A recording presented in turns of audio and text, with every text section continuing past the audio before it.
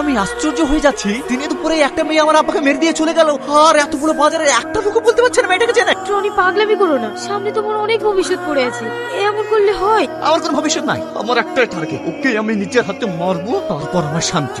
দেখো, মানুষকে মেরে মানুষ কোনোদিন ভালো থাকতে পারে না, মানুষ মেরে তোমাকেও তো জেলে যেতে হবে। হ্যাঁ যাবো, যে বাবা আমাকে এত ভালোবাসতো তার জন্য আমি জেলে যেতে পারবো না? তুমি যদি জেলে যাও আবার কি হবে? ও মাত্র 3টে মাস, তারপর জেল থেকে বেরিয়ে তোমাকে বিয়ে করে নতুন করে জীবন শুরু করবো।